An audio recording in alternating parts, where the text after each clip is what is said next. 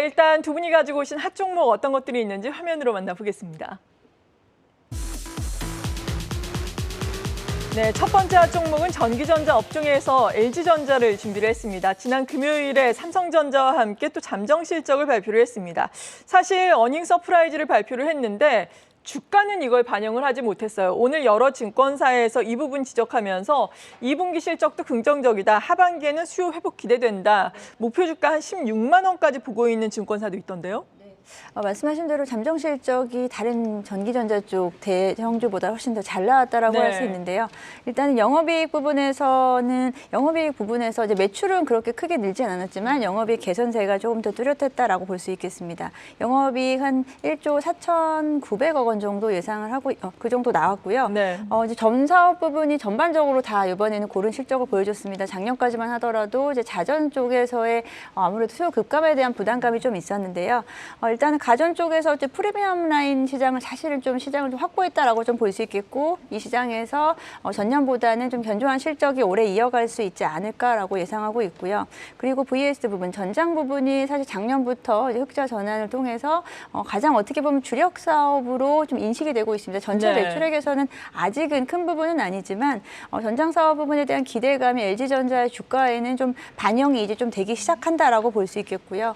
전반적으로 뭐 전장이라든지 가전 쪽, 아무래도 지금은 가전에 대한 매출 비중이 가장 높기 때문에 가전 쪽에서는 최근 원자재 가격의 하락이라든지 물류비 하락 등에 대한 부분에서 좀 그에 대한 안정화가 긍정적으로 좀 미치지 않을까라고 생각하고 있습니다. 한마디로 전체적으로는 좀 안정적인 실적 기반 하에서 신사업에 대한 기대감이 아직은 주가에 좀 반영이 좀 덜 됐다라는 좀 인식이 된다라고 좀 볼 수 있겠습니다. 네, 그렇군요. 그에 따라서 투자 의견은 어떻습니까? 네, 뭐 LG전자가 그렇다고 해서 뭐 갑작스럽게 주가가 급등하고 이런 종목은 사실 좀 아니잖아요. 맞아요. 그렇기 때문에 조금은 대형주 쪽에서 선호하시는 분들께서는 LG전자 앞으로 실적이라든지 그리고 앞으로의 그 전망 전장 사업부에 대한 긍정적인 모멘텀을 가져간다라고 하면 저는 이제 중장기간적 대형주 종목에서는 좀 탑픽이 되지 않을까라고 생각하고 있습니다. 네, 중장기적으로 긍정적으로 볼 수 있겠다. LG전자 말씀을 해주셨습니다. 두 번째도 전기전자 업종이던데요. 한번 살펴볼까요?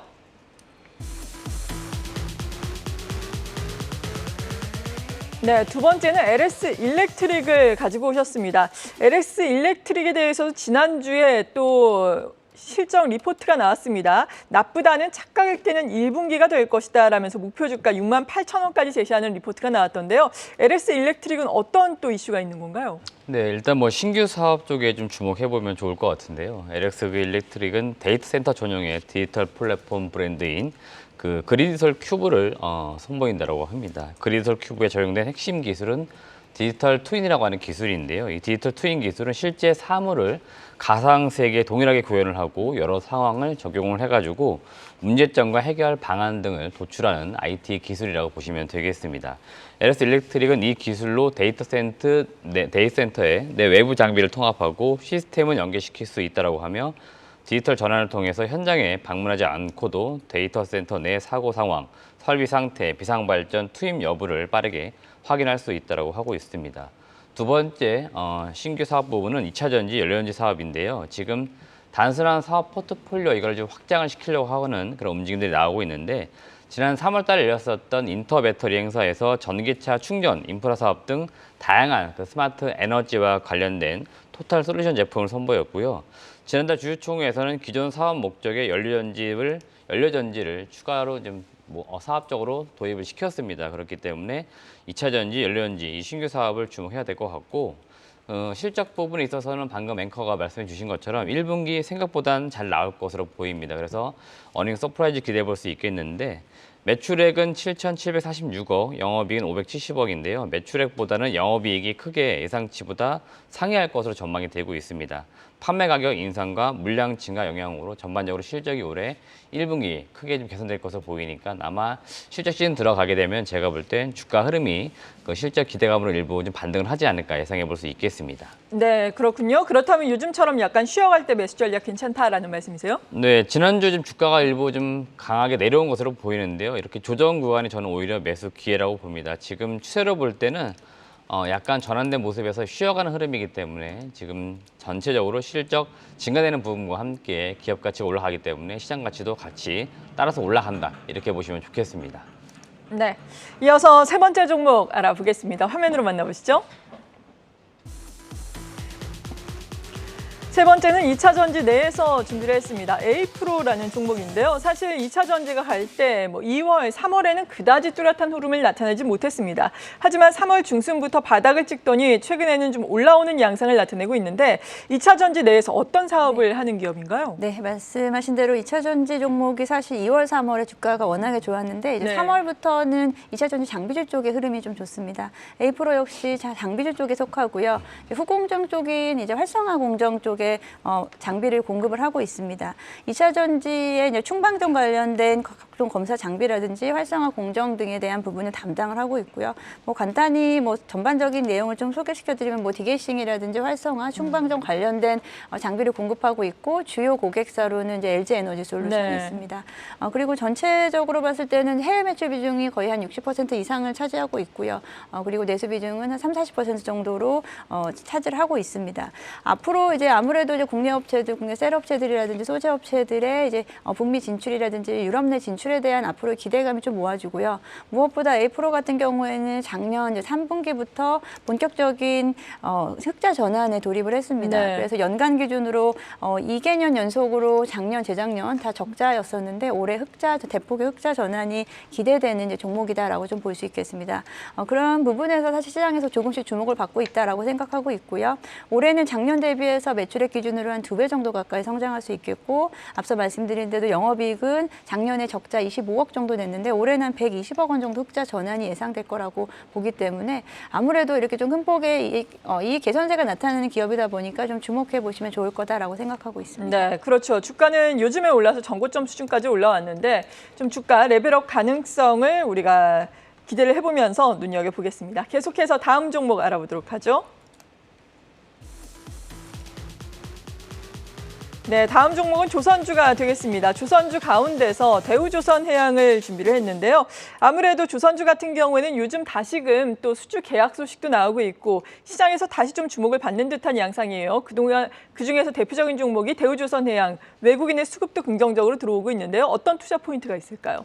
네, 일단 대우조선해양이 지난 4월 7일 장 종료된 이후에 단일 판매 공급 계약 공시를 했습니다. LNG선 운반선 한 척이고요. 계약 금액은 3,396억입니다. 최근 매출액 대비 7%에 해당되며 계약 상대방은 옷에 아니아 있는 선주라고 보시면 되겠습니다. 대우조선해양의 올해 수주 목표는 대략 한 69.8억 달러입니다. 한화 기준으로 약 9조 2천억 수준이고요. 23년도 수주받은 금액이 지금까지 약 1조 3,900억입니다. 현재까지는 연간 수주 목표 대비했을 때 15% 정도 수준을 달성을 하고 있는 그런 상황입니다. 조선업계 전반적으로 지난 2년간 연간 목표했던 수주를 초과 달성하면서 약 3년치 일감을 모두 확보한 상태입니다. 최근에 조선소 도크, 이제 슬롯이라고도 많이 부르는데요. 이게 지금 모두 꽉 차 있는 상태라서 올해는 선별 수주를 하고 있다라고 하고 있기 때문에 지금 저가 수주보다는 수익성이 좋은 계약만 진행을 하고 있기 때문에 지금 대우조선해양도 연간 수주 목표 대비 지금 진행률은 약간 떨어지고 있는 그런 상황이고요. 현재 또 대우조선해양은 한화그룹이 인수 절차를 진행 중에 있습니다. 8개 국가의 경쟁 당국의 기업 결합 심사를 받고 있는데 지금 한국하고 EU의 승인만 남겨두고 있는 상태이죠. 공정위는 지금 한화하고 대우조선 합병 조건부 승인한다 이런 소식들이 또 주말간 전해지기도 했습니다. 그렇기 때문에 합병되는 것은 크게 무리가 없어 보이고요. 대우조선해양 입장에서 볼 때는 한화로 인수가 된 뒤에 그 다음에 수주를 늘리는 게 아무래도 모양새가 더 좋다라고 합니다. 그러다 보니 지금은 선별 수주에 더 신경을 쓰고 있다 이렇게 보시면 되겠고 실적 전반을 보시면은 올해 조선업종 전반적으로 흑자 전환이 대부분 목표일 겁니다. 대우조선해양 같은 경우에도 23년도 매출액 8조 2천억 이상, 영업이익은 1,500억 수준으로 소폭 흑자 걷는 것으로 시장에서는 추정을 하고 있고요. 최근 조선주들 주가가 일부 좀 반등하는 모습들이 나오고 있고 그나마 대우조선해양이 주가 흐름이 상당히 좋은 편인데요.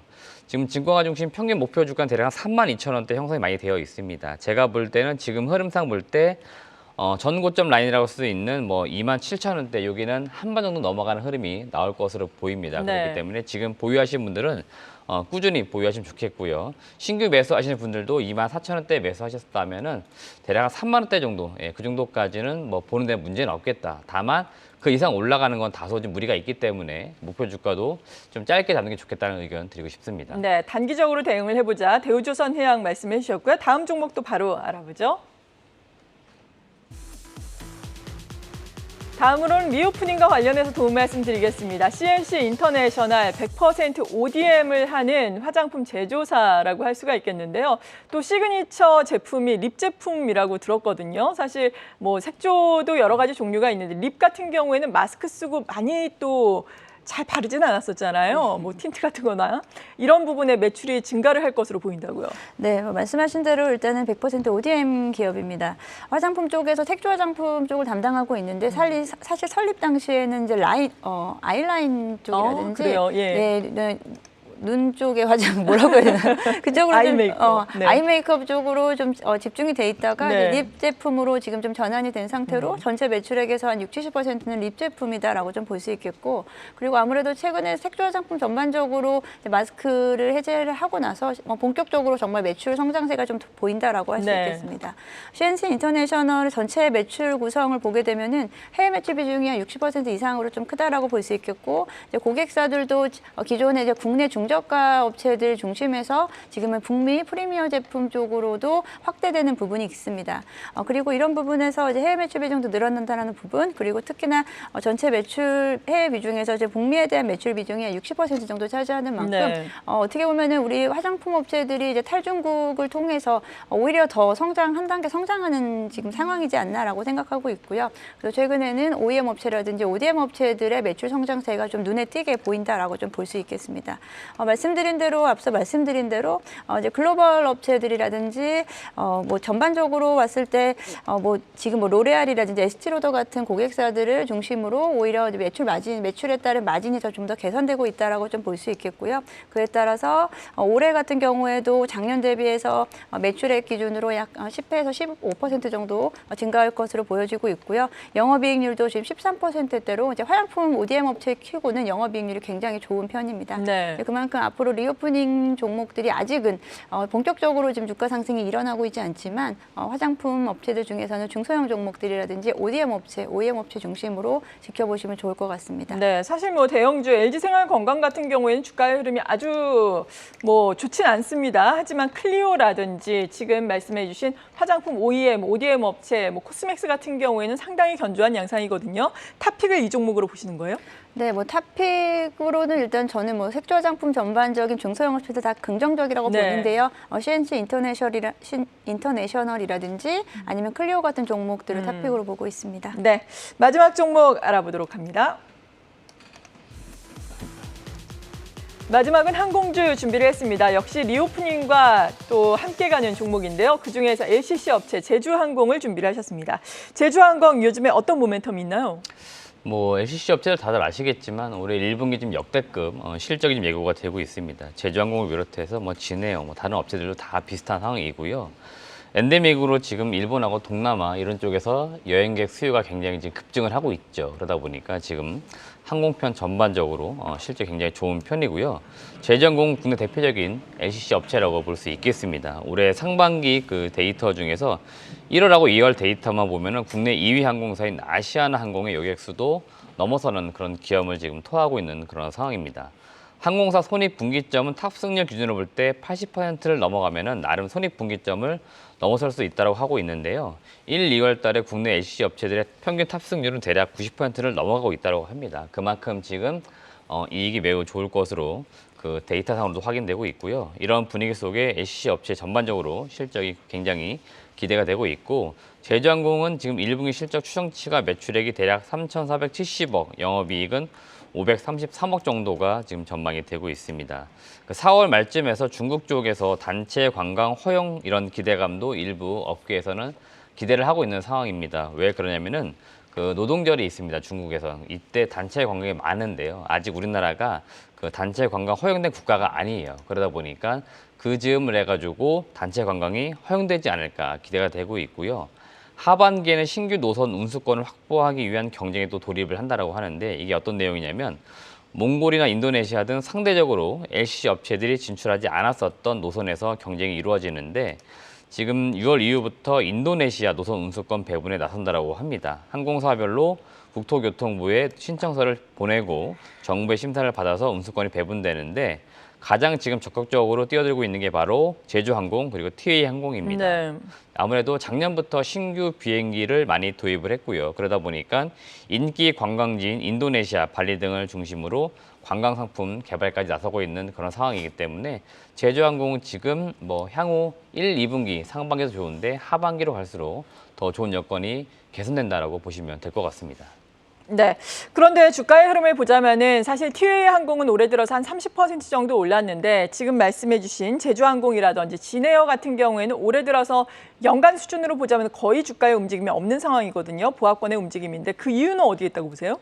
일단 제가 볼 때는 단기적으로 좀 많이 올랐다는 평가가 지난 1월, 2월 달에 좀 굉장히 많았었거든요. 네. 그러니까 기대치는 있었는데 지난 4분기부터 흑자 전환되면서 실적이 일부 지금 잘 나오는 바람에 그 부분들이 좀 빠졌고 어느 정도 그러니까 팬데믹 그 이전 수준까지 주가는 올라왔다 이런 평가들이 많았던 것 같아요. 그래서 목표 주가 자체도 그렇게 높게 잡지는 않았었는데 여튼 지금으로서는 더 좋아지는 관점으로 봐야 될 것 같아요. 그러면 저는 개인적으로 볼 때 1, 2월 달 주가 고점이었던 17,000원대를 넘어선다라고 지금 보고 있습니다. 그렇기 때문에 최소한 2만 원대 이상 가지 않을까 보고 있으니까 지금 저는 오히려 빠져 있을 때가 좋은 매수 기회라고 본다는 의견을 좀 드리고 싶습니다. 네. 항공주 같은 경우에는 제주항공을 가장 유망하게 보시는 거예요? 제가 지금 LCC 업체들 중에서는 제주항공을 가장 탑픽으로 보고 있고요.